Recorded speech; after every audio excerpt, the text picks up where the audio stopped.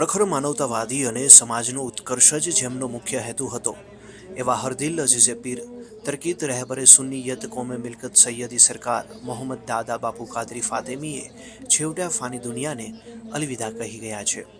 સૈયદ દાદા બાબુ ફાતેમીએ પડદો કર્યાના સમાચાર વાયુવેગે સર્વત્ર પ્રસરી જતા સમસ્ત મુસ્લિમ સમાજમાં ઘેરા શોકની લાગણી પ્રસરી ગઈ હતી.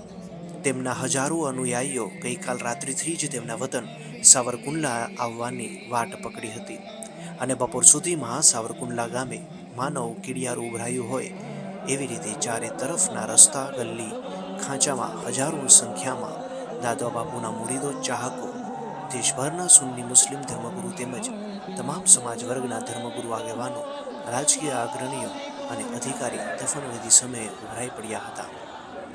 સમગ્ર સાવરકુંડલાના તમામ નાના મોટા ધંધા રોજગાર સંપૂર્ણપણે બંધ રાખીને મોટી સંખ્યામાં માનવ મહેરામણ સાવરકુંડલા ખાતે આવેલું હતું. બાપુના બાગે રહેમત ખાનકાએ ઉમટી પડ્યો હતો. વ્યસન મુક્તિ જેવી સામાજિક ચળવળ ઊભી કરીને 1 લાખ લોકોને વ્યસનમાંથી મુક્તિ અપાવી મશાલરૂપી કામગીરી કરીને લાખો લોકોના હૃદયમાં ઉચ્ચ સ્થાને બિરાજમાન પીરે તરીકત સૈયદ મોહમ્મદ દાદા બાપુ કાદરી છેલ્લા કેટલાક સમયથી બીમાર હતા.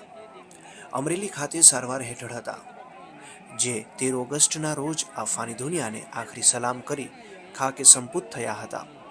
તેમનો જનાજો બાગે રહેમત લીંબડી ચોકથી નીકળતા લાખો લોકો ધ્રુસકે ધ્રુસકે રડી પડ્યા હતા.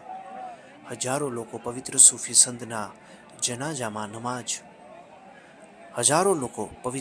સંતના જનાજામાં હાજર રહ્યા હતા અને નમાઝ પડવા લાખો લોકોની કતારો લાગી હતી.